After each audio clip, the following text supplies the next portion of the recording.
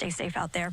We got you covered with the traffic conditions in and around the fire area. Reminder, stay off the PCH. Palisades fire closures. PCH from Temescal Canyon Road to Las Flores Canyon Road shut down until further notice as crews continue to battle that Palisades fire.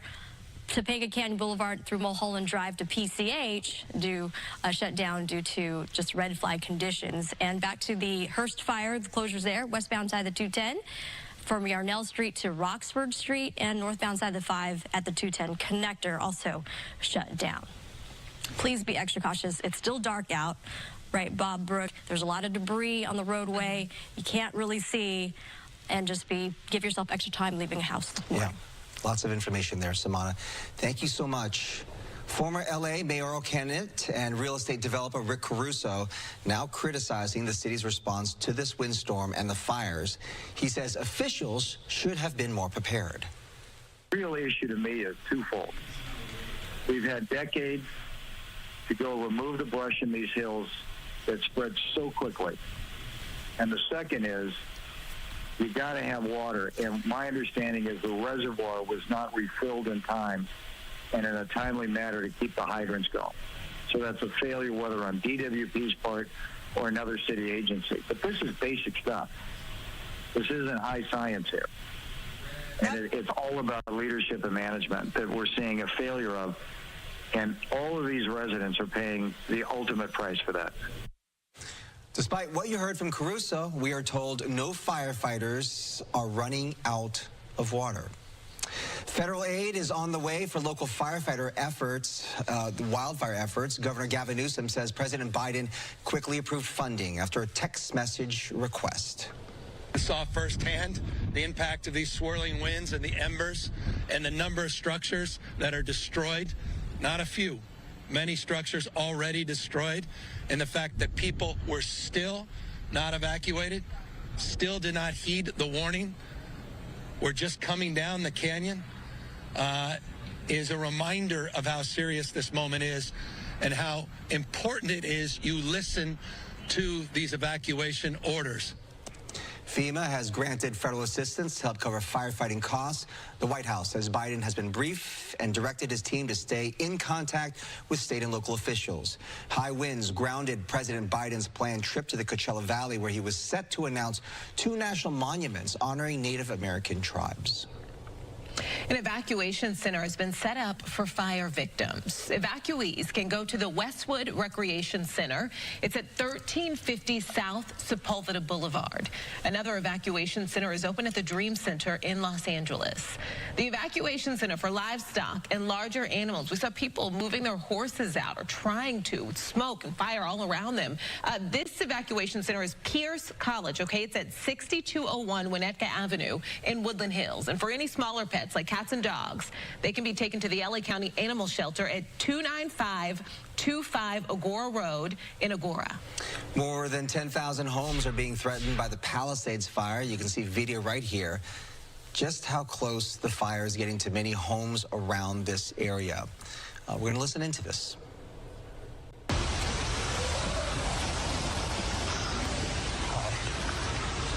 Just be okay. You're gonna be okay. All right. You're gonna be okay.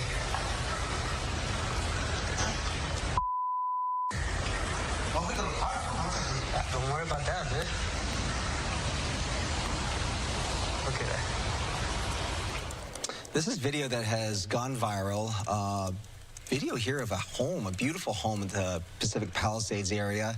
An evacuation center has been set up for these folks. Again, we can only glean that with this video that he sent out, that he is now safe with his dog. But I can tell you, if you are this close to the fire and you see flames that close, you can definitely feel the heat. So I can't even imagine what he was feeling at that point. And then you see how the wind is blowing the flames and the smoke in every direction there.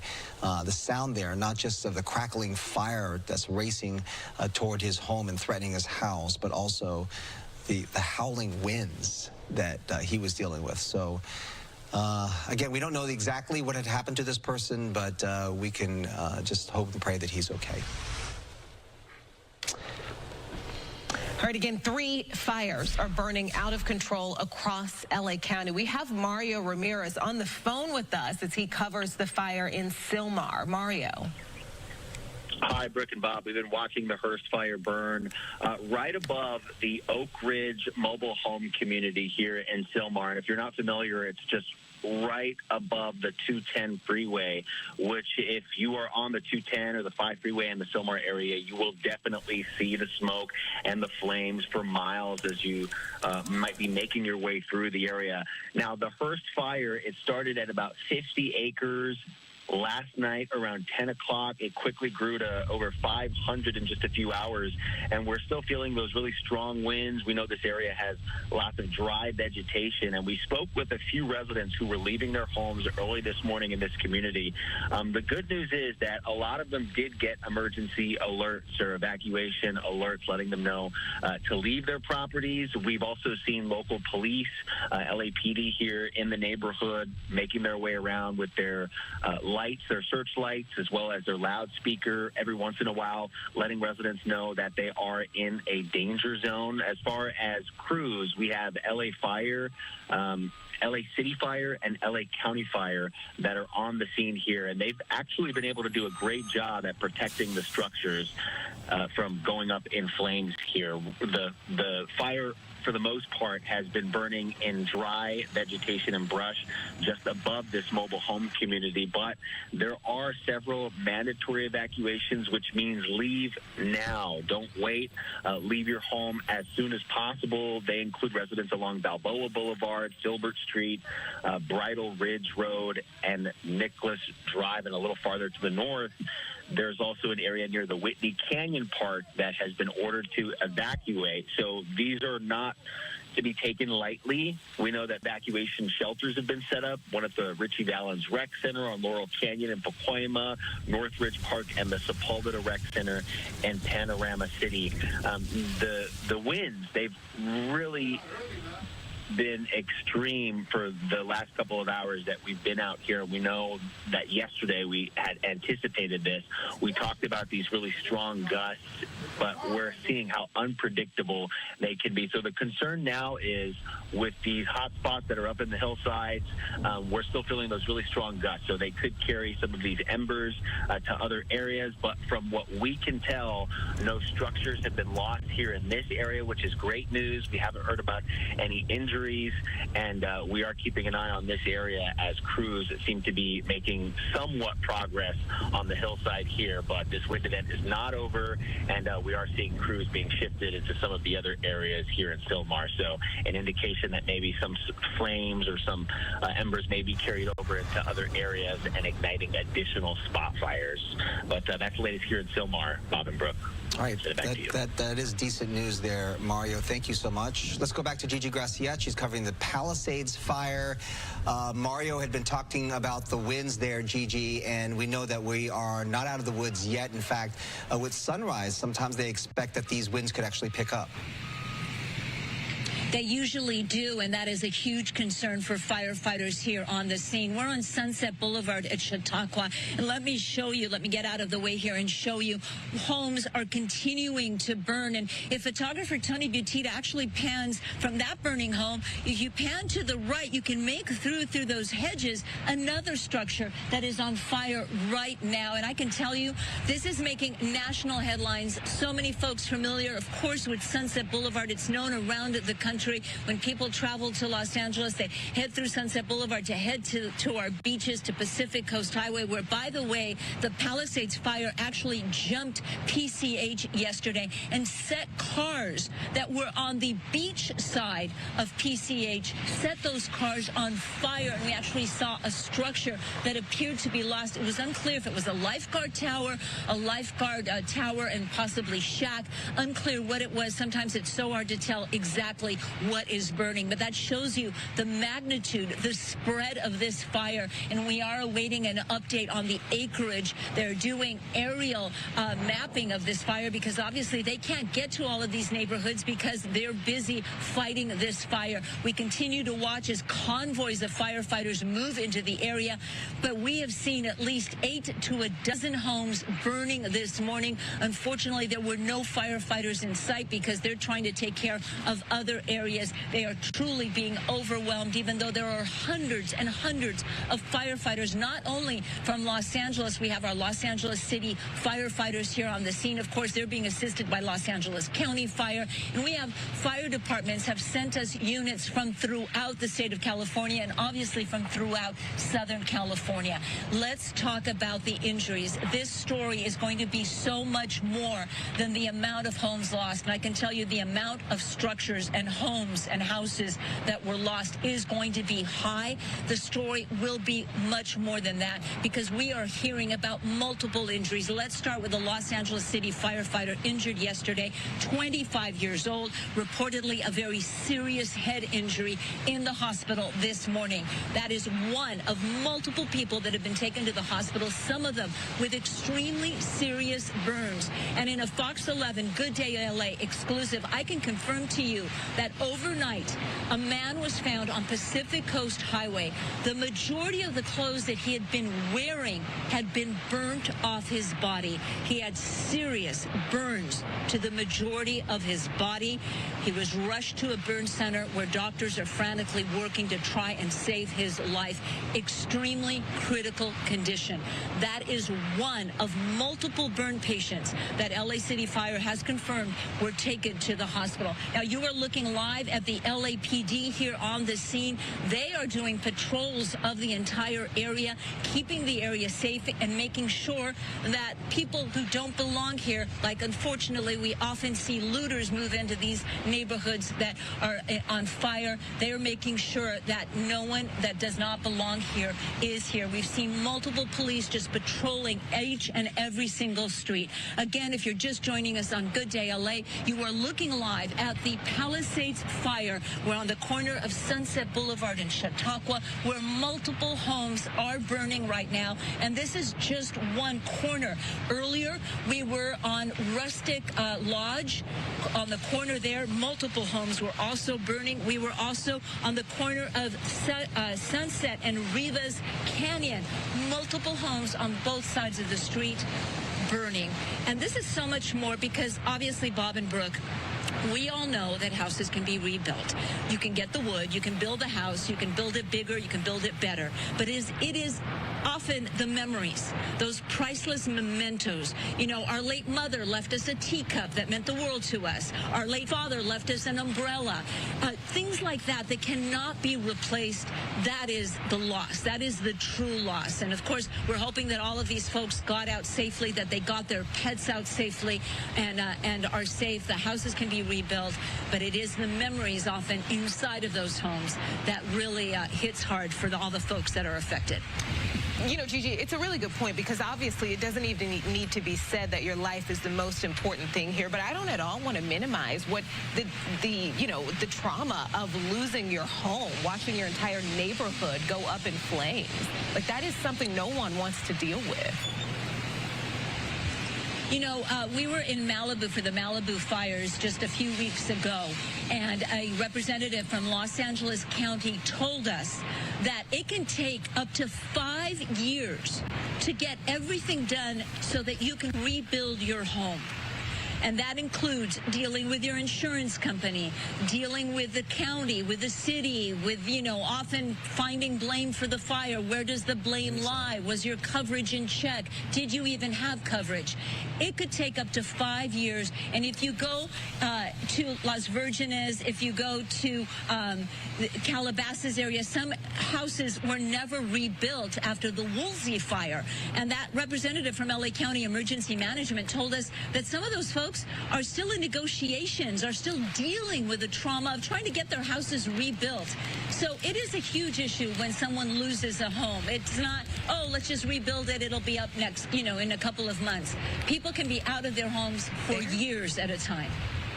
What's scary about this, Gigi, is that we're still in the middle of this giant Santa Ana wind event. This is far from over.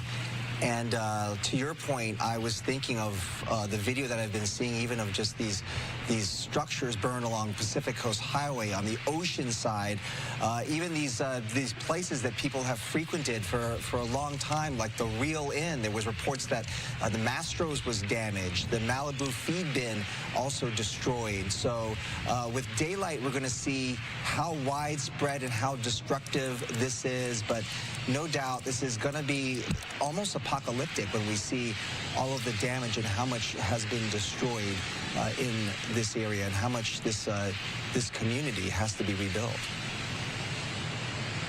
And we probably won't know for days, Bob, because right now the damage assessment teams, as they're called, they can't even get into these neighborhoods to take a toll or to take a tally of the loss. So we won't really know how many structures. We may get an estimate from aerial observations of how many structures were lost, but we're not really going to know that for days until this fire is basically out and those damage assessment teams can get inside, can walk these neighborhoods home by home and give us a tally of the loss. But it is going to be major. Yeah. And our big concern and our thoughts and our prayers go out to all the folks that have been injured, folks that are in the hospital this morning with serious burn injuries, that LA City firefighter with a serious head injury, that man that was found on Pacific Coast Highway with burns all over his body, barely recognizable, the clothes actually burnt off his body. We mention that because it talks to the severity of the fire, what the circumstances were, and how he was caught in the fire. Obviously unclear, and unclear if he was even able to tell first responders. Yesterday, in the thick of it, when this was all happening, Bob and Brooke, there were people calling 911 from their swimming pools. I heard that. Bob and Brooke. They were sheltering inside the water of their swimming pool because the fire was all around them. Yeah. I mean, how dramatic is that? To see families and mothers literally carrying their babies and running down Palisades Drive to get out just because they couldn't even get into their cars and go.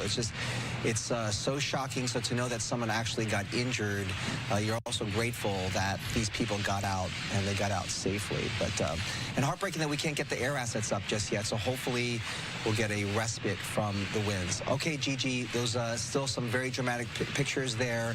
Still a big effort to save life and property. Yes, thank you, Gigi. Bob, you were just talking about like what we were watching all day yesterday, like people getting out of their cars. You saw people with babies. You saw people with giant horses, actually, just like walking through neighborhoods. You saw people with their pets, and also seeing video of people who were just out of sorts. Because of all of this, you know what I mean? They're running down the street through all of this smoke, and that was really jarring for me. Is that you kind of lose it a little bit as you're in a panic trying to get to safety. And some people have planned. You can plan as much as you can, and still, when you're in that moment, panic sets in, and you just try to do what you can to try to save you and your family's life. We do want to show you this evacuation map and a Palisades map, pretty widespread here. This is provided to us by CAL FIRE, and you can see this spreads over a very large area. Right.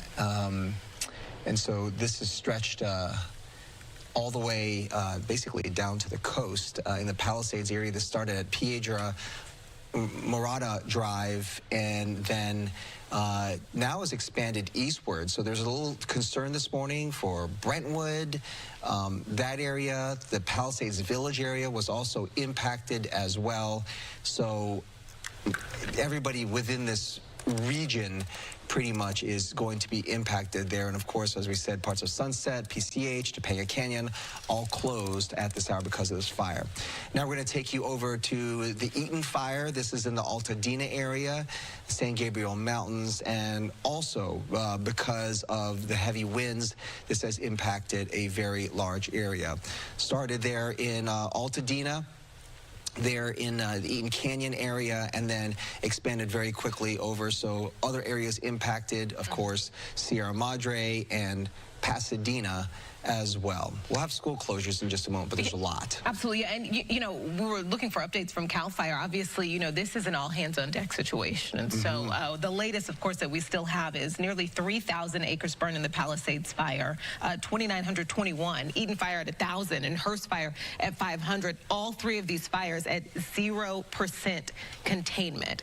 And again, that just goes to show what we're dealing with when it comes to how hard, Samada, the weather is making things for our firefighters. Incredibly difficult out there. Brooke, Bob, good morning to you and to everyone that continues to be with us. Some viewers have been watching us since last night, so we do certainly appreciate you. And if you're just joining us now, we do have, again, some updates on our wind conditions. We are unfortunately in the thick of our peak winds as we had forecasted, and that range, the time frame from late last night through at least this early part of the morning. So keep that in mind, where ferocious winds continue to be right around 60 to even 80 plus miles an hour. And here's a look at the Palisades fire, where Gigi, of course, has been bringing us incredible images there and information. We've got winds, a range of 30 plus miles per hour. These are sustained wind velocities. Gusts could reach up to 50 miles an hour, and we did see that play out. Temperature ranges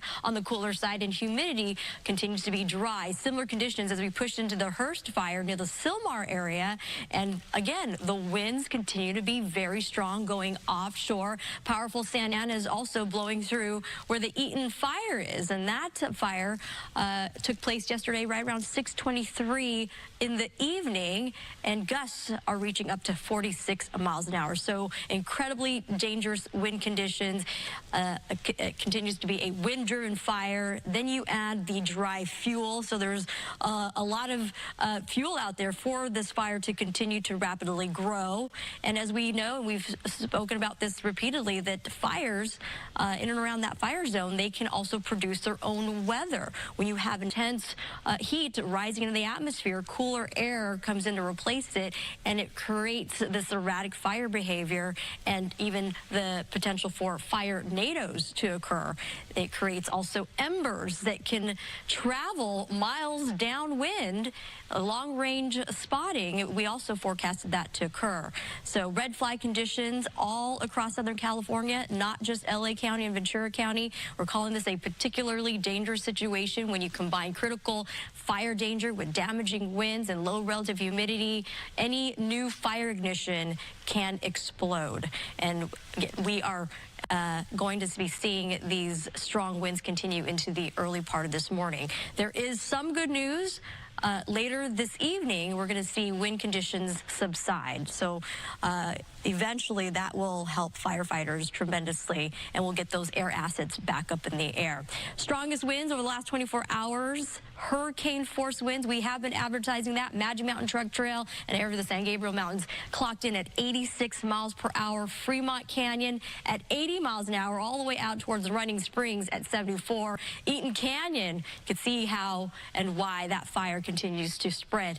70-mile-an-hour winds at one point, and Rancho Cucamonga at 63 miles an hour. Here's a look at what is in store for Southern California as we make our way into the 4 a.m. as well as the 6 a.m. hour. No relief in terms of offshore winds. Those highlighted contour areas, those are locations that is going to continue to experience those heavy and strong winds out towards the 15 corridor through the Cajon Pass, downwind of the Santa Ana Mountains, and that does apply to San Bernardino and Riverside County Mountains as well. San Fernando Valley, Santa Clarita Valley, the San Gabriel Valley still in the danger zone. Through 9 a.m., not a whole lot of change as well as we experience again, those stronger winds offshore. Eventually, right around the late afternoon into the evening, finally we'll notice those winds slightly subside, and it won't be until late night Wednesday that we'll really get a good handle on those winds and tame those conditions a little bit.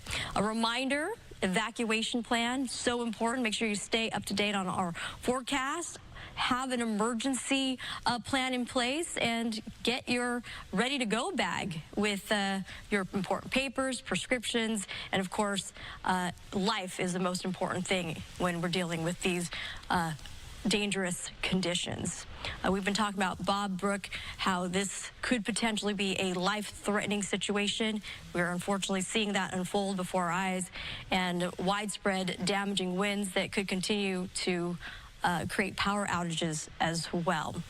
We also remind folks, traffic-wise, in the fire zones, stay away, avoid the area. Take a look at the Palisades fire closures. PCH, Temescal Canyon Road to Las Flores Canyon Road remains shut down. Topanga Canyon Boulevard from Mulholland Drive to PCH due to red flag conditions shut down as well. And back to the Hearst fire closures there. Westbound 210, Yarnell Street to Roxford Street shut down. Northbound 5 at the 210 connector also will be shut down until further notice. Reminder to please drive carefully out there. It's still dark out. Sunrise is until 7 a.m. If you are on the roads at this hour, be extra mindful. A lot of debris.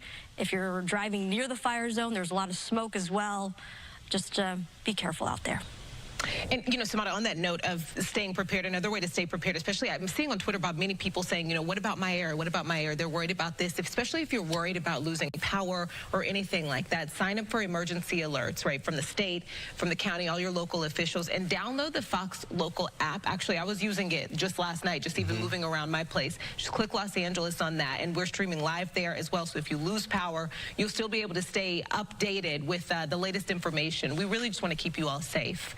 3 fires burning right now in our area. Mario is in Sylmar at the Hearst fire, and now he has more on that. Yeah, and I will say the fire is still raging. Sam Dubin behind the camera. I want to show you the flames that are making their way downhill here. We're at the Oak Ridge Mobile Estates community, a private community, and there are still residents here in the area that are evacuating. I have one family here. They're actually turning around. I asked where you're headed. They said they don't know, but away from here. So walk me through what this has been like for you all. Let me ask you guys in the back. What has this been like for you all? I know your mom is a little stressed up front. I mean, it's nerve-wracking. You got people out here losing their homes. You got family, under constant little stress. It's really scary. You got people out here. You wonder if the neighbors are out. They're getting out of their homes okay. So right now, we're just trying to get up out of this area. We're just trying to get to someplace safe, and we're praying for everybody. Was there any sort of alert or any type of emergency alert on your phones to leave home? There's constant alerts that's coming through over the phone. We just hope that everybody's getting them, especially the people who didn't go to bed early, the older people who don't know. We just hoping that everybody gets out safe.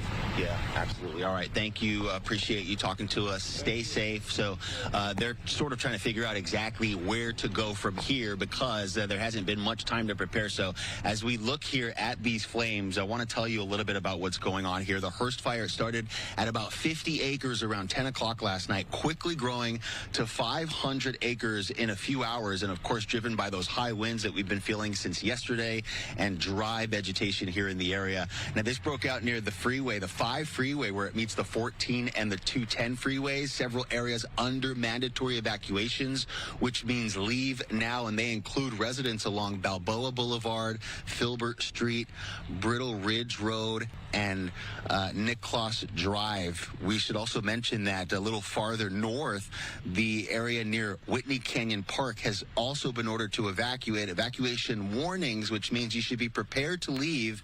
They're in place for the Newhall Pass, Calgrove, and Wildwood areas, and that's basically a large portion, a large area north of the 210 freeway from Roxford Street. 3 evacuation centers have been set up: Richie Valens Rec Center on Laurel Canyon in Pacoima, Northridge Park, and the Sepulveda Recreation Center in Panama City. So we do see Panorama City, I should say. We do see fire crews here, LA County fire crews, but as we've been saying, there really is not much they can do as far as containing the fire. These winds are still whipping around. We talked about how strong they would be yesterday. Sustained gusts or sustained winds at 20 to 40 miles per hour, and those gusts up to 80 miles per hour. So we've definitely been feeling it here this morning.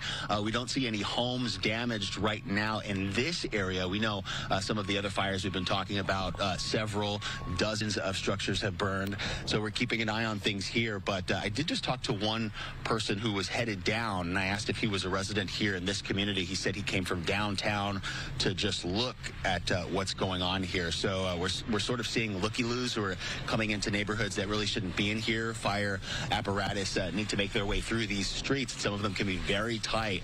So still very gusty winds out here in Sylmar, and this fire still burning out of control here behind me, Bob.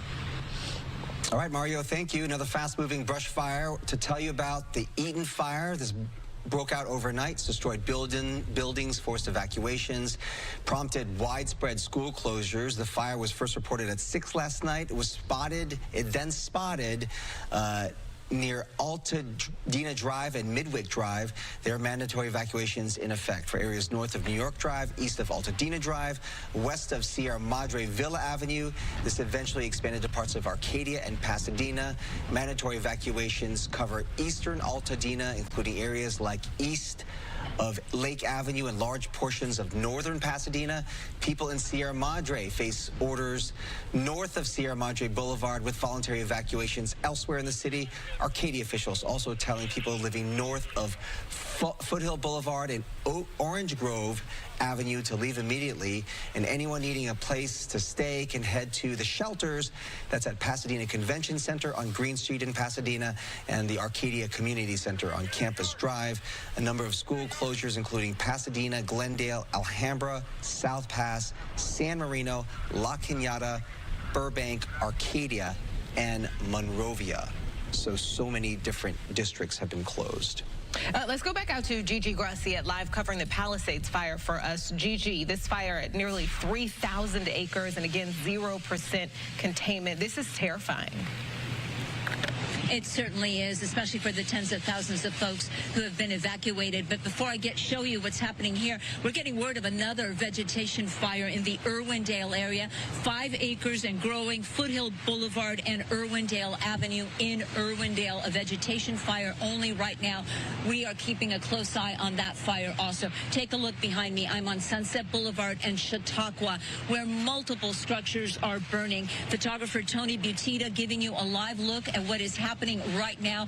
And Tony, if you pan over to the right, it is covered by hedges, but it'll give you an idea of how big the fire is right here just on this corner. You can see behind the hedges there, the flames. That is yet another structure, and we continuously hear the sound of things exploding. There are propane tanks. A lot of folks have barbecues in the backyard with propane tanks. We hear the sound of explosions. That is another structure that continues to burn. We're also watching as more and more fire resources move into the area. It has been a very long 20 hours or so for firefighters since the Palisades fire broke out at 10:30 yesterday morning. Multiple structures have been lost. Today, we saw on different corners, Rustic Lane, on Rivas Canyon, homes burning.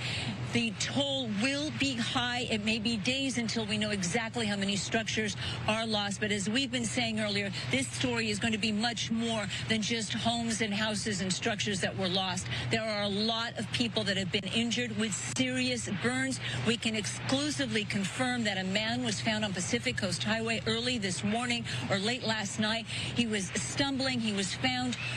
The clothes on his body were basically burnt off. He had serious burns, had to be intubated immediately. Doctors doing their best to save that man's life, but he is in extremely critical condition. And of course, our LA City firefighter with a serious head injury suffered yesterday. We were actually listening to the scanner traffic, and we heard that Mayday call of a firefighter down. That, of course, for firefighters is one of the worst calls they can get. They immediately started doing what's called personal accountability report, where each team leader checks on their members, checks on their firefighters to make sure everyone is okay. That firefighter, we're told, 25 years old, taken to the hospital with a very serious head injury. And this is in addition to the burn patients and smoke inhalation patients that were rushed to the hospital. Yesterday, by around 1 o'clock, 2 o'clock in the afternoon, you had at least 2-3 people that had already been transported to the hospital. hospital. So the story is going to be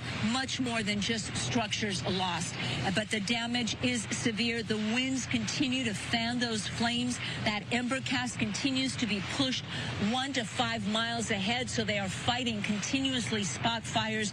And as Bob and Brooke have been telling you, this is just one of 3 major fires that are burning in the Los Angeles area. Mario Ramirez has been live with excellent coverage in Sylmar. We have the Eaton fire, which continues to prompt mandatory evacuation orders. We don't have a count of how many people are under an evacuation order, but early this morning at around midnight, a mandatory evacuation order actually went out for Santa Clarita, the Calgrove area. Those folks told to get out now. I have friends, they all came to my house when they were evacuated. They made it through the 5 freeway, the 5, the 14, the 210. You could clearly see the Sylmar fire, but because the winds are so erratic, and firefighters use the word erratic, and it's always a little bit disconcerting when they do, but they use it when they talk about the fire behavior. It's not the normal fire behavior that you saw 10 years ago. They talk about the erratic winds, which pushes the fire in each and every direction at given times. So erratic fire behavior, erratic winds, certainly challenging for our firefighters and for all the firefighters from different agencies that are here in the Los Angeles area to help LA City Fire, to help Los Angeles County Fire in this major emergency. 3 fires burning, and we're getting word of a fire in Irwindale. It is at 5 acres. It is a vegetation fire. Units are there now, and of course we're going to keep you posted on that fire too. Bob and Brooke? Gigi, actually Sandra joined us now here. I just wanted to point out, we did talk to LA City Fire this morning, and they said that they had to ground their air assets, that first of all, the winds are so strong, sometimes gusts over 80 miles per hour, that it's just simply too dangerous for those air assets to be in the air. That had nothing to do with nighttime drops, because they do that now frequently, or they have the capability to do that. But they also said because those winds were so strong, they really wouldn't be effective. So the hope is that at some point, you know, you can get the air assets up there. In the meantime, you have all of those ground crews here who have been working around the clock. And basically right now, it's just an effort to save lives and protect property. And they're doing their best, but Bob, you know, we've seen at least, I don't know, 8 to a dozen homes. There are firefighters staged here at Chautauqua and Sunset Boulevard, but we were up at Rivas Canyon. We were up at Rustic Lane. There were no firefighters there as houses were just burning to the ground. Unclear if the houses were just beyond saving and they had to dedicate their resources to areas where they could save homes. Unclear if they just don't have the manpower to get to those homes. They're doing the best they can under extremely challenging circumstances. We don't usually have Santa Ana winds in January. Did you just hear that? Yeah. Something just exploded. We're hearing transformers blow, propane tanks. A tree just caught fire. As you can see, thank you, Tony Butita. You're exactly where you're looking at exactly what I wanted to look at. Again, Sunset and Chautauqua, behind those hedges, something is burning, a structure, obviously. You can see how the wind is just fanning the flames. And I just posted a little video on X that showed embers just going down the street. They're actually embers from another house that's on fire that's not even on this corner, and they were just moving down the street. Those embers can travel, according to firefighters, anywhere from a mile. They've seen them as far as 5 miles away. So that's how challenging these fires are. Earlier, Bob, you and I were talking about fire coverage. You know, 10 years ago, 5 years ago, it is not the same fire coverage that we're seeing now, because it's not the same fire behavior. And firefighters will tell you there used to be a fire season in California, in Southern California. We knew that come November, the Santa Anas were going to blow in those infamous Santa Ana winds, and most likely if a fire were to start, it would quickly spread. And we see that every year. We saw it in November. We saw it in December. We saw those homes lost in the Camarillo area in Ventura County. We saw homes lost in Malibu. We've been covering all of these fires. That is typical fire behavior for Southern California. January and Santa Ana winds are not typical, and this is posing such a challenge for our firefighters, which we know they are doing the best. Their priorities are to save people, property, and pets, or people, pets, and property. They're doing the best, and no firefighter, I mean, it truly hurts their heart when they see structures lost. They see this all too often, and they're doing their best against extremely challenging conditions. All right, Gigi, thank you so much. You and Tony out there, please stay safe as we check back in with you throughout the morning on this violent fire, multiple fires in the Southern California area at this point, but we're taking a live look at the Palisades fire right now. And we want to say good morning to you. I'm Sandra Endo in for Brooke this morning at this point. I'm Bob DeCastro. Yeah, welcome to Good Day LA. It's been an extraordinary night with multiple fires burning all across LA County. We have at least 3 fires that are now burning. Homes have burned, thousands more now threatened. Fires burning out of control in several areas, Pacific Palisades, Sylmar. We also have a fire near Altadena. At 8 o'clock this morning, we are expecting an update on all of these fires. For now, crews continue their best to save lives and property. Nearly 24 Southern California school districts are canceling classes today, and this is a list that is going to continue to expand throughout the morning, but we'll begin to go through these districts in alphabetical order. All schools in Alhambra, Arcadia, Azusa, Baldwin Park, and Burbank. We're also talking about schools in Duarte, El Monte closed for today, Glendale, La Cañada, and Los Virgenes as well. Monrovia, Mountain View, Pasadena, Rosemead, and San Marino, those all remain closed for today. Santa Monica, Malibu Unified, Santa Monica College's Malibu campus will also be closed. Temple City and Valle Lindo school districts also closed. Students should not report to campus. And also Pali Charter High School, which was damaged last night, no classes today. 13 classes under the LA Unified School District will be closed today. That includes Brentwood Magnet Canyon Elementary School, Diego Rivera Learning Complex, the Kenter Canyon Elementary Charter, and the Marquez Charter Elementary. Palisades Charter Elementary School as well, Palisades Elementary, Paul Revere Charter Middle School, Topanga Elementary Charter, and University High School, as well as Woodland Hills Academy. Those all will be closed today because of the damaging fires. Let's go out to Samada because she has been saying all morning long we're still not out of the worst of this. Yeah, good morning, Sandra, to you and Bob, and to all our viewers joining us at this hour. We are definitely not out of the woods yet. This is still peak winds that will continue into the early part of this morning. Red flag conditions remain in place, and we're still under the particularly dangerous situation when you combine critical fire weather with those highly damaging winds and low relative humidity, that if any new spark were to occur, it could rapidly explode. The fire growth quickly spreading as well, and we're seeing that unfold, especially in the Palisades fire area where Gigi has been giving us those very dramatic images. Our hearts do go out to all those victims in and around that fire zone. Northeast winds have been very strong. These are sustained wind velocities around 30 to even 33 miles an hour. Gusts have been topping 50 miles an hour in that area, and you can see why it continues to be a very dangerous situation, life-threatening and widespread destruction. There's a potential for downed trees and power lines that could lead to additional power outages. We take you over to the Hearst fire, that it's the latest big fire that began right around 10:29 p.m. last night. We have acres, 500, 0% containment, and similar wind conditions there. Out towards the Eaton Canyon fire that broke out yesterday around 6:23 in the evening, we've got gusts topping 46 miles an hour, and it continues to not be out of the question that gusts could still range between 60 to even 80 miles per hour as these winds continue to blow through Southern California. We'll slowly start to notice wind conditions subsiding a little, just a little, as we approach the afternoon hours, as high wind warnings remain in place till about 6 p.m. But after 6 p.m., more noticeable winds subsiding by later tonight. Here's a look at our strongest winds so far within the last 24 hours. We have been advertising, we have been warning people that hurricane force winds could be on its way, and unfortunately, sure enough, it became a reality. Magic Mountain truck Trail, we had winds clocking in at 86 miles an hour.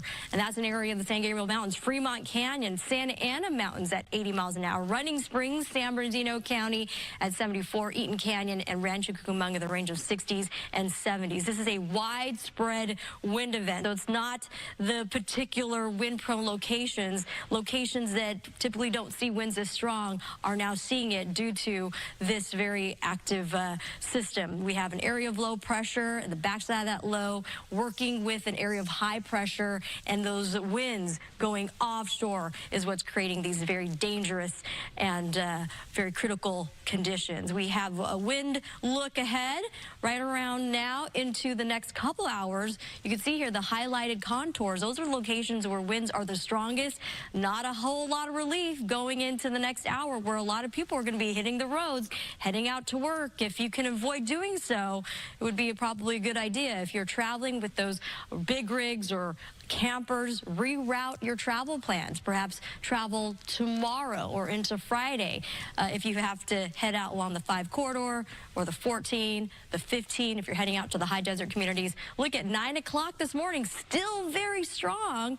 And it won't be until the afternoon that you'll slowly see those brightly lit locations get a little less dim, meaning that winds will slowly start to diminish. By 4 p.m. and through the evening, a whole lot better. This is what we're looking forward to. That way firefighters can get a much better handle on those conditions. And we continue to remind folks, because it is still very windy, powerful Santa Ana's still part of the forecast, and red flag conditions still in place. If a new fire were to occur, again, it could rapidly spread. So stay up to date with the forecast.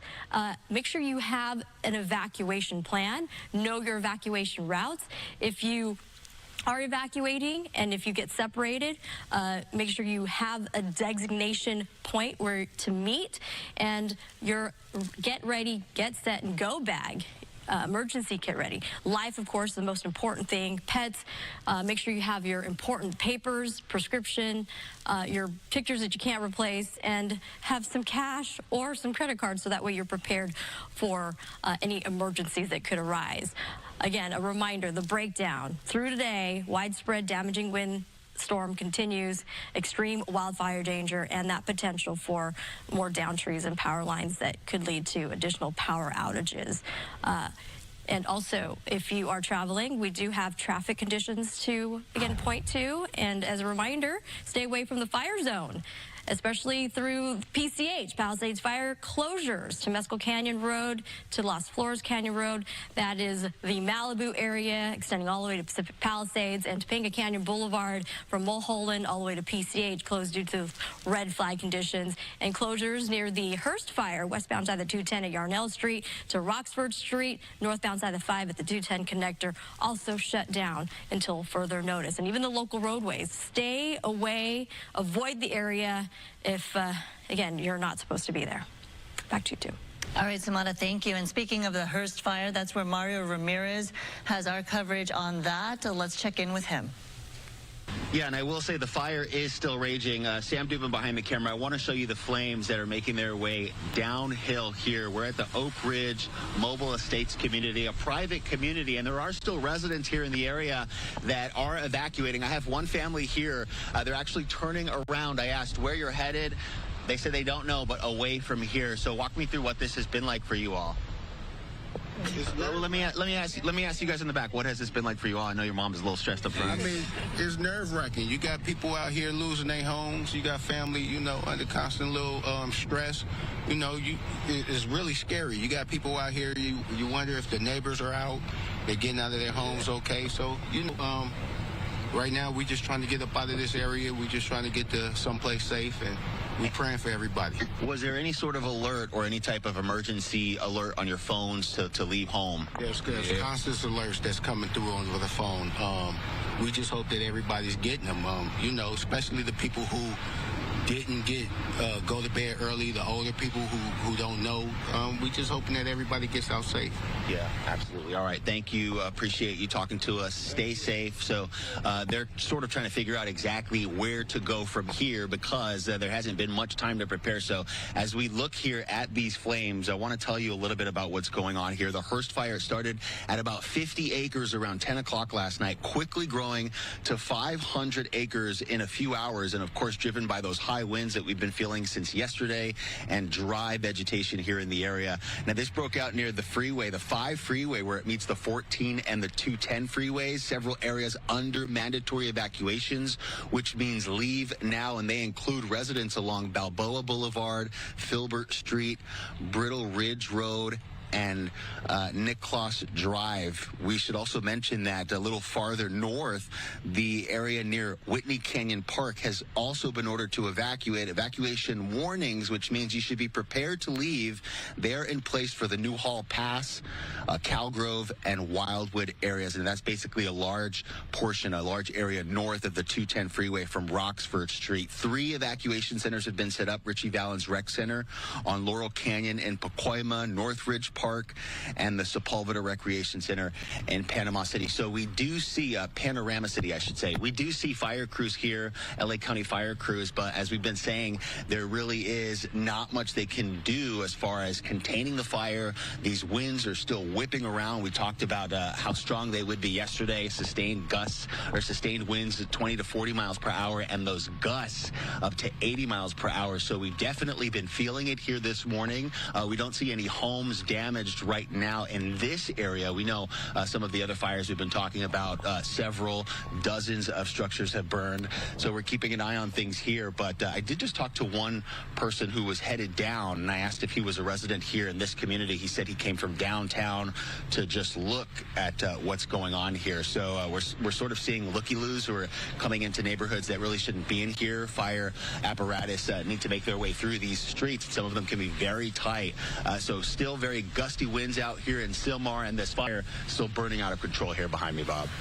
Burning out of control. That's Mario at the Hearst fire, which is now at 500 acres burning. Now we're taking a look at firefighters. We're also battling the Eaton fire near Altadena as it stands right now. The latest update, 1,000 acres burning there. People are evacuating the scene. The fire has destroyed buildings and prompted widespread school closures, as we've been telling you about all morning long. The fire was first reported after 6 o'clock last night. It was spotted near Altadena Drive and Midwick Drive. Gina Silva was able to talk to people leaving their homes. We live in the same building together. We were told to evacuate a while ago, and we went down and dropped some stuff off, but I came back up here because I saw all these spot fires coming up here, and I can't help but feel bad for all the people who live here, and we've never had a fire like this, I don't think, as far as I've been alive, at least not down this close. So, I mean, describe the wind conditions out here. Oh, it's bad. It's horrific. I mean, just driving in the car, if you don't see any trees around, the car shakes like it's an earthquake. Yeah. That's how strong it is. Luis, how are you holding up? ¿Cómo estás? It's fine. Everything is fine, yeah? So, no problem, yeah. Where's your house? ¿Dónde está tu casa? Yeah, this one. It's in the front. And it's okay? Yeah, it's fine. How long have you lived over here? About 3 years there. I think they live there a lot longer. And your house is okay right now? Is okay? Yeah, I think it's okay. Yeah. Hopefully. Yeah. So former LA mayoral candidate and real estate developer Rick Caruso is criticizing already the city's response to the windstorm and fires. He says officials should have been more prepared.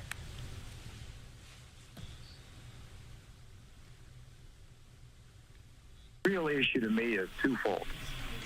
We've had decades to go remove the brush in these hills that spreads so quickly. And the second is you got to have water. And my understanding is the reservoir was not refilled in time and in a timely manner to keep the hydrants going. So that's a failure, whether on DWP's part or another city agency. But this is basic stuff. This isn't high science here. And it's all about leadership and management that we're seeing a failure of. And all of these residents are paying the ultimate price for that. All right, so despite what you heard from Caruso, no firefighters have told us they are running out of water. Well, federal aid is on the way for local firefighter and wildfire efforts. Governor Gavin Newsom says President Biden quickly approved funding after a text message request. I saw firsthand the impact of these swirling winds and the embers and the number of structures that are destroyed. Not a few, many structures already destroyed, and the fact that people were still not evacuated, still did not heed the warning. We're just coming down the canyon is a reminder of how serious this moment is and how important it is you listen to these evacuation orders. FEMA has granted federal assistance to help cover firefighting costs. The White House says Biden has been briefed and directed his team to stay in contact with state and local officials. High winds grounded President Biden's planned trip to Coachella, where he was set to announce 2 national monuments honoring Native American tribes. An evacuation center has been set up for fire victims, as you see right there on your screen. If you do need help, if you need a place to go, evacuees can go to the Westwood Recreation Center. That's on 1350 South Sepulveda Boulevard. Another evacuation center is open at the Dream Center in Los Angeles, and the evacuation center for livestock and larger animals is at Pierce College. That's located at 6201 Winnetka Avenue in Woodland Hills. For smaller pets like cats and dogs, they can be taken to the LA County Animal Shelter at 29525 Agoura Road in Agoura. Okay, we've seen a lot of video coming in. Lots of video has obviously been going viral. This is video right here that's been making the rounds, and it really paints a real picture of what some folks dealt with when the flames came so dangerously close to their homes. Some of them told to evacuate, didn't evacuate on time. Some of them really didn't have time to evacuate. More than 10,000 homes being threatened by the Palisades fire. This is video from the Palisades fire. A beautiful home there. A man and his dog were inside. Listen to this.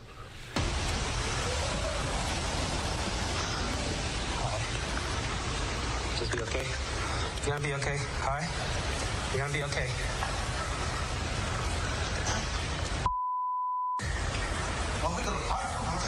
Don't worry about that, dude. Look at that. And we can only glean from this video that he released this video that he is okay. So we hope he and his dog are okay. You and I have both been in similar situations like this and covering this. And I was saying, as you look at these pictures, if the flames are that close, you definitely feel the heat, real intense heat. I'm surprised, you know, more things didn't shatter here. And the winds whipping around like that, it can change in an instant when you're in a fire situation, the fire creating their own weather atmosphere and its own weather atmosphere, and you just never know, and it feels like complete darkness, right? You could see right there. This was in the middle of the day, and I believe, but I kept thinking about these 2 men and their dog. What happened to them? A lot of the comments online since this video has gone viral, people say, why didn't you get out? That's so dumb of you. Listen, at that point, there were certain areas and certain communities from 10:30 in the morning that were told to shelter in place because there were no access to roads to get out. If you remember, in the early hours of this Palisades fire breaking out, people were evacuating from all areas of that community, and roads were backed up. People were abandoning their cars, as we've been showing you, and there were certain areas that they could just not get out. So certain communities and residential areas were told to shelter in place. Now, things, again, in a fire situation like this can change on a dime, and that could be perhaps why they were caught in their homes. You don't know. So, again, all those comments online, people judging or wondering why they didn't get out earlier. It's not so easy all the time. It's not clear cut. Here's a perfect example, and it's just wild to think that people were trying. They were told, please evacuate your homes. They requested the evacuation, and then this happened.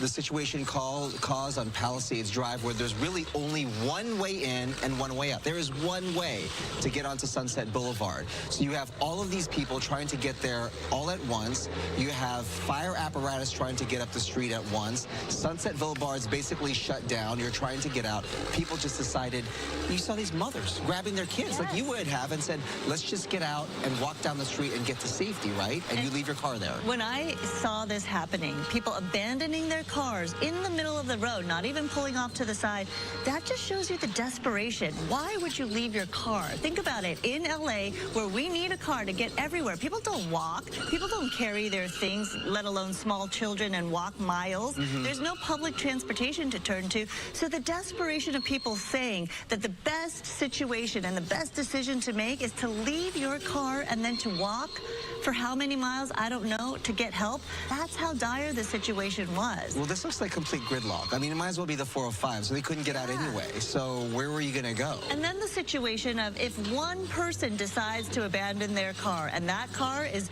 4 cars in front of you, and then the next person decides that, and the next person decides that, you're stuck. Because if you wanted to stay in your car, perhaps, and leave, well, now people have abandoned their cars in front of you. There's only one way out. There's no other road to get around these cars. Then you're stuck in that same situation, and you have to leave your car.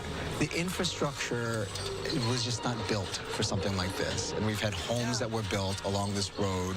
At the time, probably not as much development there. And so when something of this magnitude happens, there is just no other option. I think later, I mean, you know, in the weeks and the months and the years down the road, they'll do an assessment of how better they could evacuate this area when needed.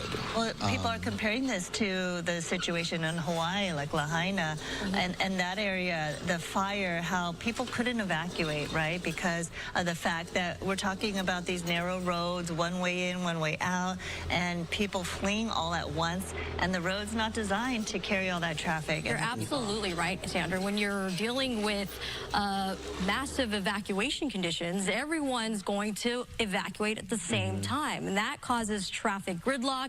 And unfortunately, we're seeing what it can do in a situation where we have the strong winds and the fire conditions. At the time, I'm sure people were desperate to get away. I've heard stories where one guy in and around something similar to that, he said he did see the gridlock. He wanted to evacuate. He actually waited just a little bit, hoping that traffic conditions would subside. It actually got worse, and he had no choice but to leave his home and get to somewhere safe. I heard the scanner traffic. I was listening to the police scanners and the emergency scanners as they were dealing with this, and yeah, I heard them call in the bulldozers. They said, we have to clear a path because there's no way for these fire apparatus to even get through there. There's a home burning up there on the hillside there, and there's no way to get to it. Heartbreaking images. You have to do what you have to do. And how scary is it? Because they were saying as they were stuck in gridlock on this road that the palm fronds around them were shooting down on fire, and one car or van caught fire because of it, the flying embers. So on top of that, the scary situation of, okay, we're ducks in our car, maybe these embers are going to fly and catch our car on fire. So what do we do? Oh, the threat is there. Those embers that we have touched on repeatedly can travel miles downwind, especially when we're dealing with these unprecedented conditions where wind speeds pushed up to 60, gusts, should I say, 60 to 80 plus miles per hour, and those embers were flying around everywhere. And when we're dealing with red flag conditions, those embers can, we call it long-range spotting, can start a new fire, and that could also explode into something uncontainable. The winds, unfortunately, continue to be very strong. We are in the thick of it. This is peak wind time frame. We had talked about this since the early part of this week. We tried to warn people. We have said repeatedly yesterday, this could turn into a life-threatening wind event, highly destructive, and the images prove it to be a reality. Catastrophic conditions, wind speeds, hurricane force, Magic Mountain Truck Trail, 86 mile per hour winds, and that is observed in the San Gabriel Mountains. Fremont Canyon, this is widespread, and this is why it continues to be a concern, because it's not just a localized area like we saw with the Franklin fire just a few weeks ago. This is pertains to the entire portion of Southern California under high wind warnings through at least 6 o'clock this evening. Running Springs reached 74 miles an hour, San Bernardino County Mountains included. Eaton Canyon, Rancho Cucamonga, the range of 60 to 70 mile per hour winds. It's these winds that is hard for firefighters to deal with. Upper level aerial support, should I say. Aerial assets had to be grounded to these strong winds. Bob, you were discussing earlier with the LA City fire representative. They said simply that it's the winds are just too dangerous, that they do fly and do nighttime drops now. The LA City Fire has the capability to do it, but it was just too, the winds are too strong and too dangerous for pilots up there, for them to fly aircraft. And additionally, they said even if they did do that, they wouldn't be effective because they wouldn't have the accuracy that they would need to be able to get low enough. You would have to, drop it on target. Right, you have to so what's the point? Calculate your point of interest, and then you couple that with wind speeds of 70, 80 mile-an-hour gusts. It is definitely hard to do, and to better be safe. We have been very dry, so there's a lot of fuel out there. Dry vegetation, also part of driving these conditions to where they are now. We had excessive rainfall last year. Do you remember the atmospheric river storms that came through the area? That produced new growth. It was very lush going into last spring. Then the summer months came along and we were dry. The 24 to 25 water year, we started the water year just with trace amounts of rain. Below average rainfall totals from November, December. January is supposed to be our second wettest month of the entire year, and we're not seeing any rain, at least for this coming week. And nothing in the forecast, right, as you were mentioning. Yeah, we had a little bit of that rain that we talked about, and even snow, which is the most bizarre part of this storm system. Yesterday, Bob had pointed out that Snow Summit. Couldn't believe this time yesterday we were talking about snow in Big Bear. 5 to 7 inches of snow fell down yesterday in the Big Bear area above the 5,000 foot level. But it's this area of low pressure and where it's situated that is helping to enhance the offshore winds. Then you have this area of high pressure and the tightening pressure gradients. It really helps to speed up the winds going, again, descending from the upper levels down to the lower levels. Here's a look at our current wind situation. Still very powerful, very strong. 30 mile-an-hour plus from Malibu Hills to Camarillo through the 5 corridor. 14 freeway, the Newhall Pass, areas like Santa Clarita Valley, San Fernando Valley, all the local valleys. San Gabriel Valley also still under high wind warnings, red flag conditions. And we're looking at winds now in Ontario, still blowing very hard at 33 miles an hour with those stronger gusts. The potential for 60 to 80 plus mile an hour winds still going to be possible. Again, peak winds happening right now. We won't see winds subside more noticeably until later this afternoon. High wind warnings as well as red flag conditions remain in place. The particularly dangerous situation when you couple critical fire conditions with highly damaging winds and low relative humidity, any new spark, we were talking about those embers, could explode in growth and size. We now have 3 active fires here in Southern California, and we're going to go and point out the current conditions. Palisades Fire. Northeast winds, those are Santa Ana's, 30 plus mile per hour sustained.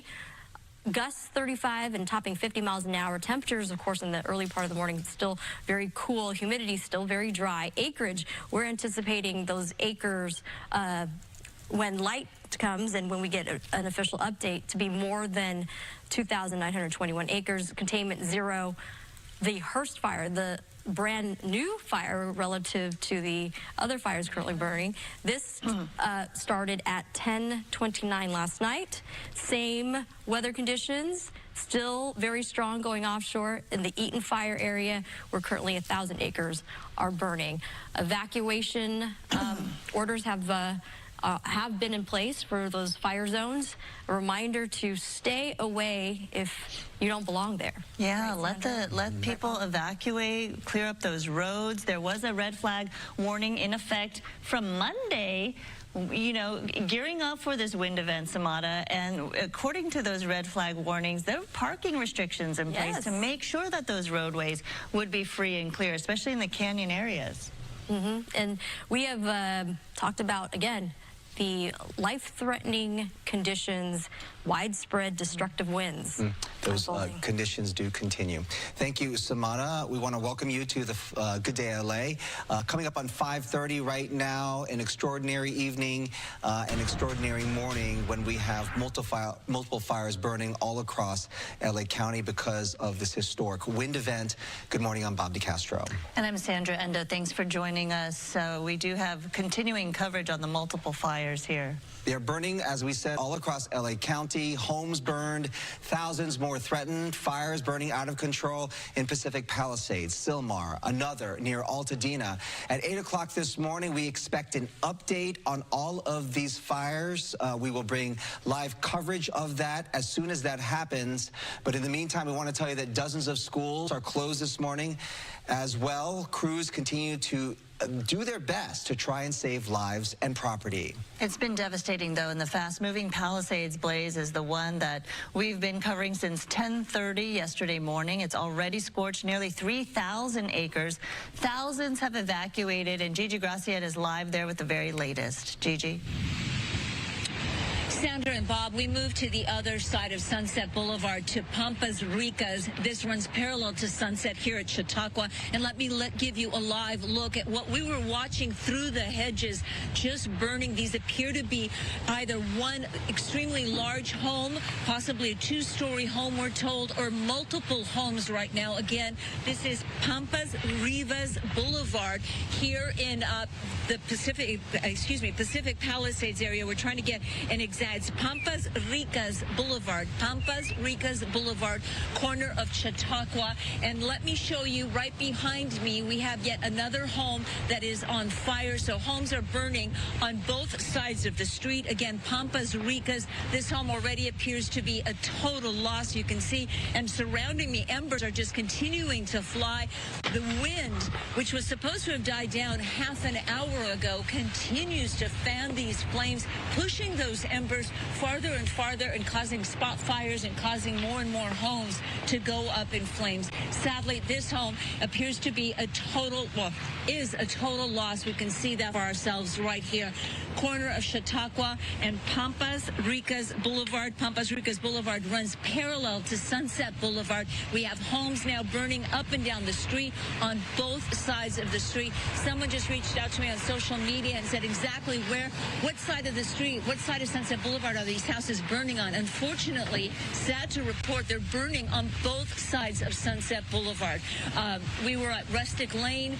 We were at Rivas Canyon. We saw houses on both sides of the street just burning. There are trees down. It's very difficult even for first responders to move into the area. These are the challenges they continue to see here in the Palisades area, where this fire has certainly grown over 3,000 acres. We'll get an updated number a little bit later today. Everybody too busy, though, fighting these fires. I'm going to ask Tony Butita to come back across the street where this fire has been raging for hours now. This home here on Pampas Ricas, a total loss, and across the street, one or two homes, also a total loss right here.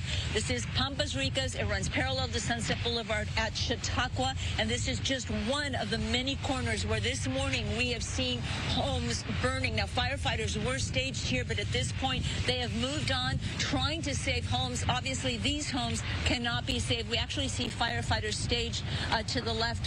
Photographer Tony Butita, we see firefighters over there on the left, but they're not actively putting water because these homes are already a total loss. We pray everybody got out safely, got their pets, got their people, got anything that was of importance to them out as much as they could. But this is just some of the loss that we're seeing here in the Palisades area. Bob and Sandra? It is shocking every time you say Sunset Boulevard to think that this major, that thoroughfare that everybody knows, Sunset Boulevard, the iconic street, and that is where the homes are burning. And you would think that yesterday, when we were covering this when it broke out, people living in this area east of where the fire broke out probably thought they were fairly safe, didn't think that maybe the fire would come in that direction, and to think that, they would have to evacuate their homes, and that this area would be a threat as well. And the scary part of this is that we are still in the peak of this wind event, and over the next couple of hours, we can expect that these winds will even pick up, possibly even further, especially as the sun rises, and we could have a bigger wind event. But the strategy there that firefighters have, Gigi, yes, is completely on point there. If the home has already been destroyed, you know, to focus on other structures that could be on fire or are on the verge of getting burned down, that they try to save that property before that goes. Of course, their priority, people, pets, and property. But when a property is at a loss, like these properties that were basically burnt to the ground, they have to save their resources. They have to designate their resources to homes and areas that they can actually save. Water has been an issue. We heard this morning firefighters were trying to put out a fire. They had no water at a hydrant they were at. They were getting water tenders brought into that neighborhood. And keep in mind, if you're just joining us here on Good Day LA with continuous coverage of these major fires burning in Southern California this morning. This is just one of at least 3 major fires, and then there are multiple smaller fires, including one that just broke out in Riverside County. Resources are there on the scene right now, that one holding at about 3 to 5 acres, and we're monitoring all of these fires for you to bring you the latest, especially with those mandatory evacuation orders. Yesterday, just a few hours after this fire started, 30,000 people were under a mandatory evacuation, and that is only in the Palisades area. Today, those evacuation orders are very widespread. We're talking about Sylmar. We're talking about Santa Clarita, Newhall, the Calgrove area. All of those folks under a mandatory evacuation order because of one or more fires. There's the Eaton fire burning in the Pasadena, Eaton Canyon area. So you have tens of thousands of people forced from their homes this morning, forced to move to safety. A lot of folks, of course, choosing to stay behind. But Bob, you mentioned something, and I've covered fires for 20 years now, and I can't tell you how many times, and we are in the middle of an ember storm right now, I can't tell you how many times I've interviewed folks who told me they went to sleep confident that the fire was not in their neighborhood, confident that the fire was nowhere near their neighborhood. And we're hearing an explosion right now in the back of this house. Actually, it was a wall that just collapsed.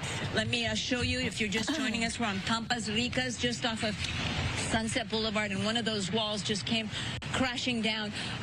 I've spoken to so many people, including just a few weeks ago in Malibu. I spoke to a gentleman who had just moved to Malibu from Texas. He told us when he went to sleep, he didn't even put his phone on the charger because the fire was nowhere near his home. He awoke in the early morning hours to see flames going up the hillside directly to his house. Wow. He had never seen anything like that. He had no idea that fires could move and spread so quickly, but they do because they are being fanned by these infamous Santa Ana winds. In an unprecedented wind event in January that has happened before, but as Maria Quivan Samada Khan will tell you, it is very rare to see a Santa Ana wind event this late or this early in the new year.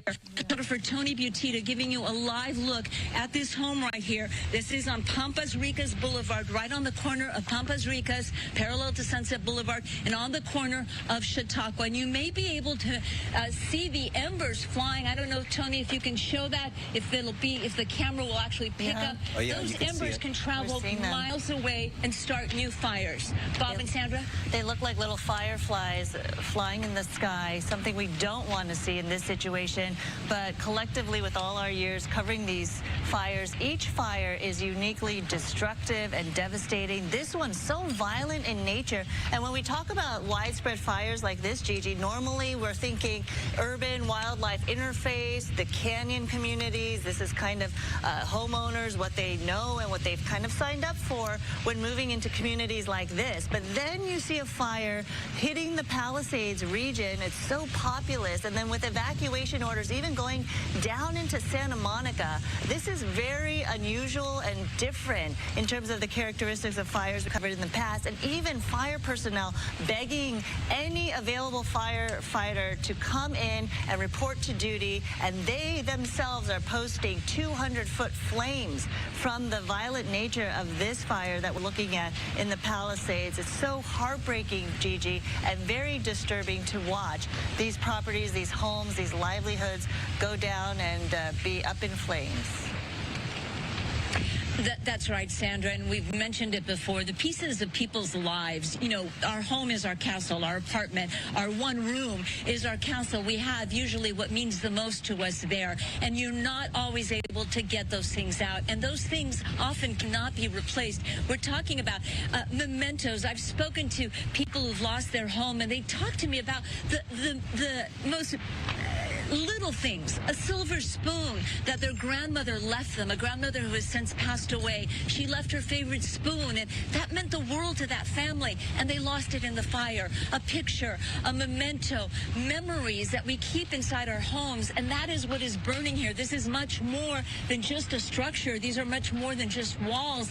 These are the walls that held a family, held a person's life, and hopefully they got out what meant the most to them. But you don't always take everything because you just physically can't carry everything. And I've interviewed so many people, and they talk to me about their grandmother's wedding ring, their great-grandmother's picture, just those little things that you cannot replace. So when I see a home burning, I think this is so much more than just a structure. This is someone's house, their castle, and that cannot be replaced. The house can be rebuilt, but what is inside of it cannot be replaced, and that is what probably hurts the most. It is so hard to see this destruction. This house, a total loss.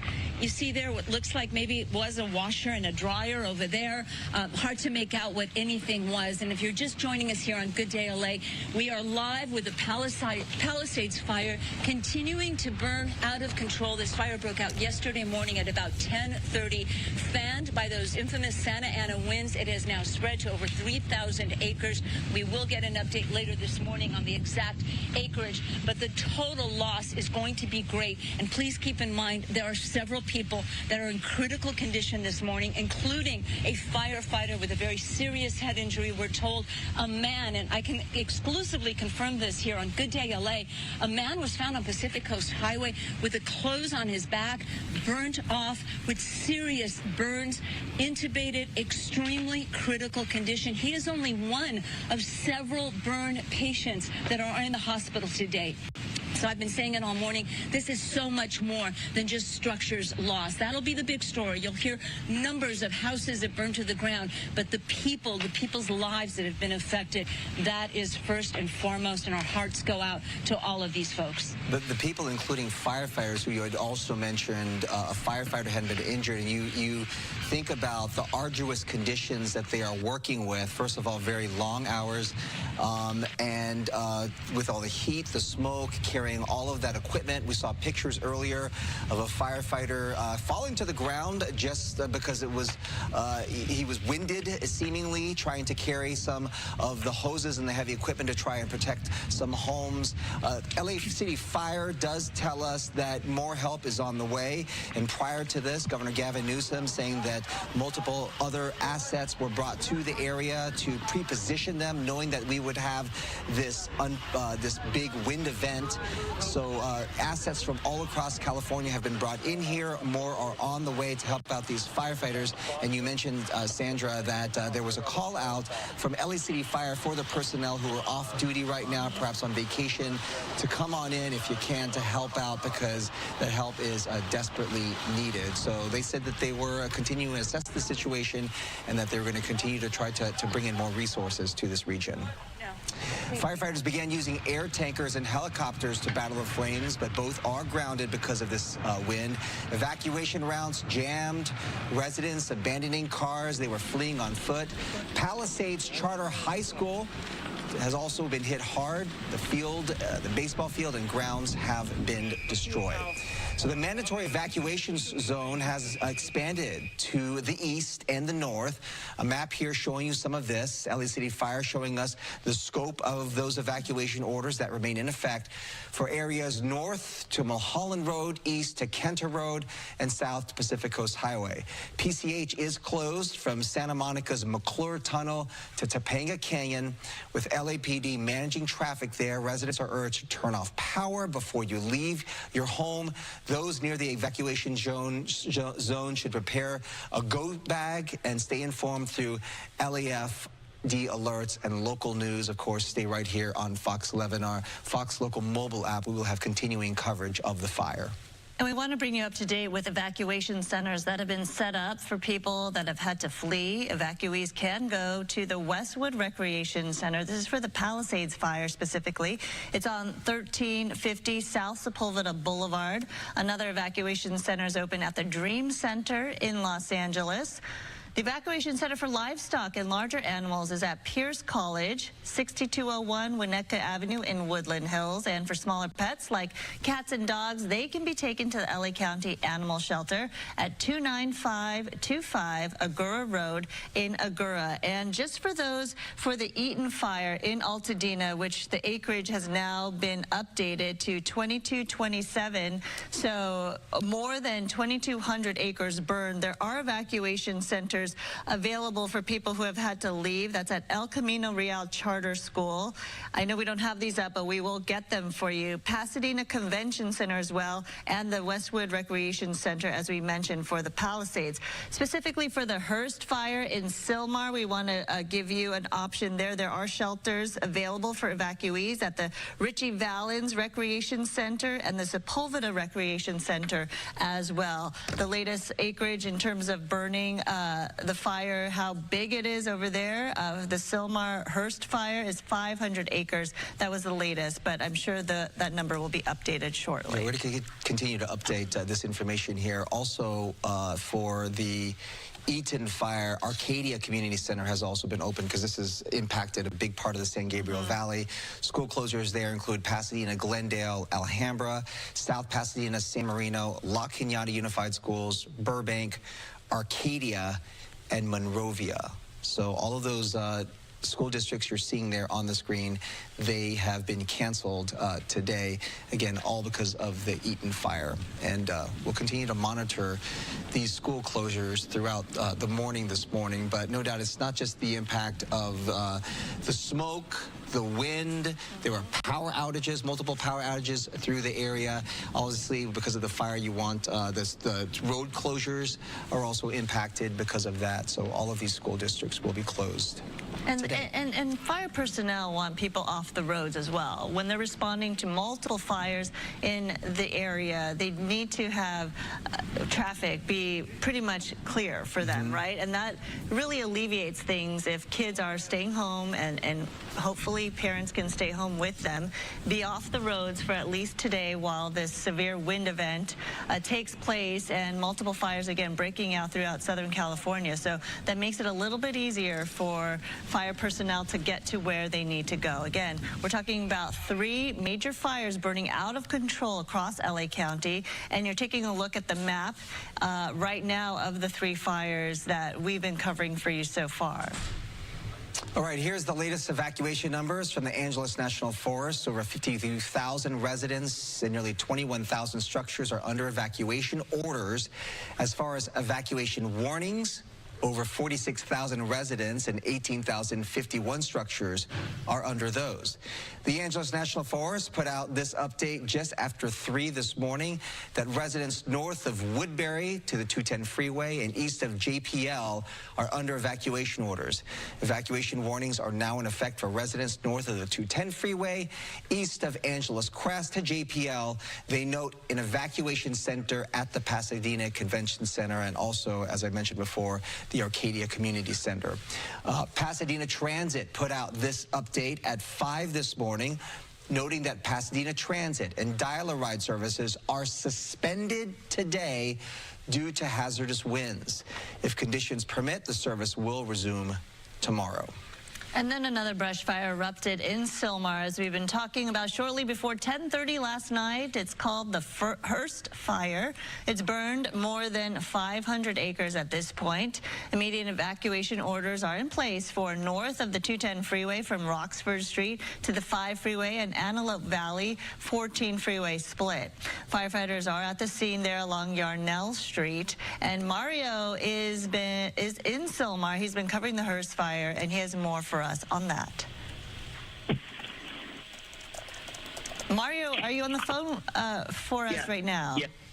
I've got you. I've noticed one of the difficulties here is the cell service that continues to drop in and out, just one of the many challenges in some of these fire zones. Now, we're in the Oak Ridge mobile home community here in the San Fernando Valley, just off the 210 freeway. Hundreds of homes here in this gated community, and we've seen multiple agencies out here, LA City and County, CAL FIRE and U.S. Forest Service crews responding to this fire, and police officers as well. A few we've seen parked out in front of some of these homes, and for the most part, it looks like all of these homes have been evacuated. The Hearst fire here in Sylmar, it was first reported, as you all mentioned, around 10 o'clock last night, stretching to about 500 acres in a few hours. And those mandatory evacuation orders issued for areas north of the 210 freeway from Roxford Street to the 5 and 14 freeway split. Man, those mandatory evacuations mean that you should leave now if you haven't already. Evacuation warnings are in place for parts of Santa Clarita, along Cal Grove Boulevard and the Newhall Pass, Wildwood, and Eternal Valley, and those warnings could quickly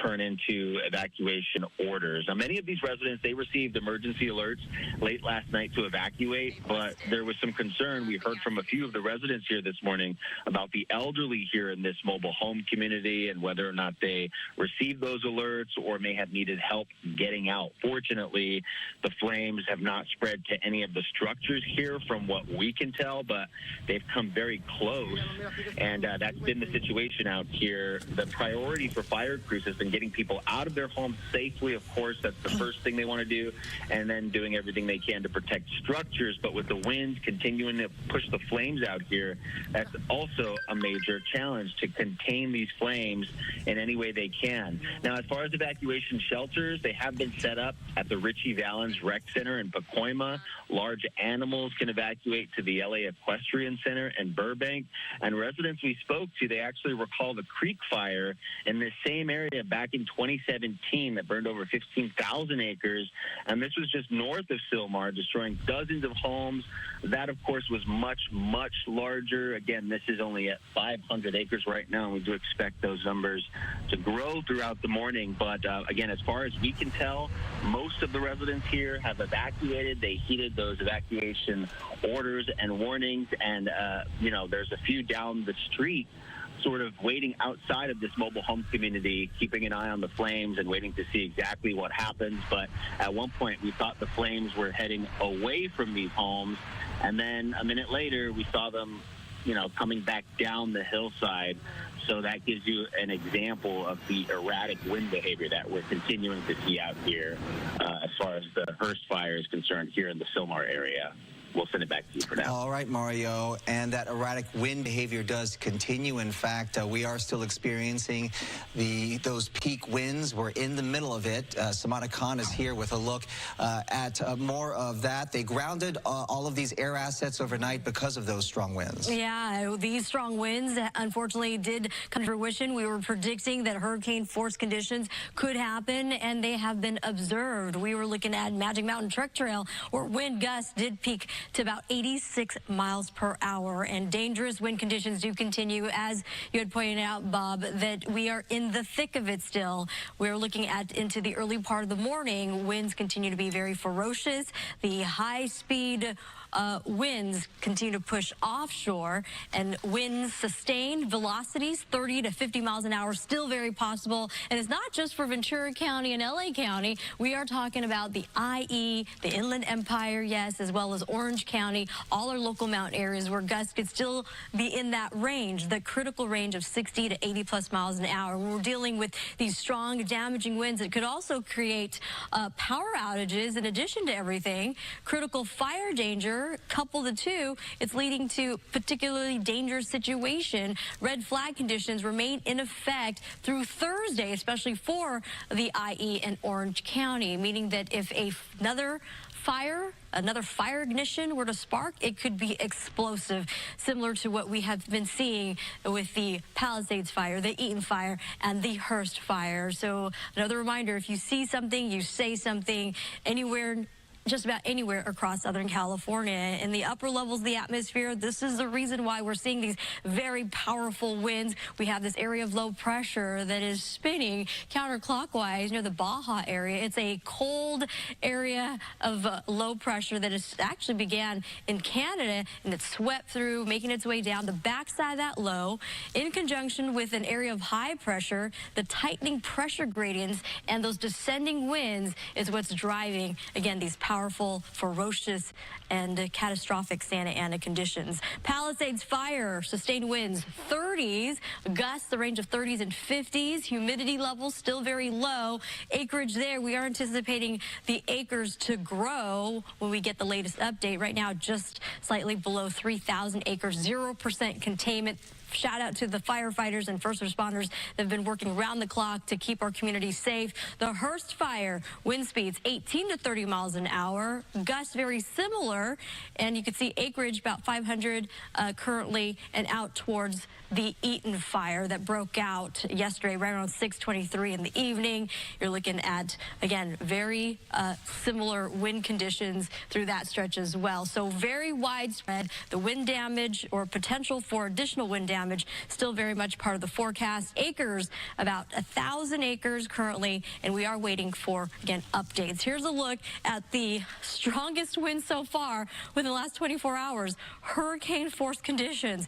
As I mentioned earlier, Magic Mountain Truck Trail, an area of the San Gabriel Mountains, 86 miles an hour. Fremont Canyon, the Santa Ana Mountains, 80 miles an hour. Running Springs, San Bernardino County Mountains. So again, indication of widespread dangerous winds at 74 miles an hour. Eaton Canyon to Rancho Cucamonga, 60s and 70s in terms of gusts. And we also look forward, as we had addressed, peak winds currently. We're going to animate this out to 7 a.m.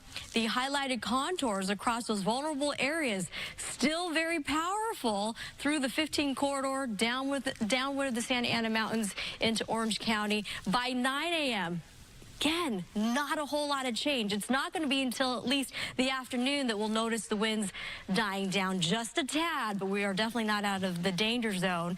By this evening, finally, this is what we're looking forward to, where firefighters really can get a handle on the situation. When we're looking at wind speeds that have pushed to 80+ miles an hour, to your point earlier, Bob and Sandra, they had to ground all the aerial assets that could have helped with the fire conditions, but those strong winds just making it a very tough situation to even fly.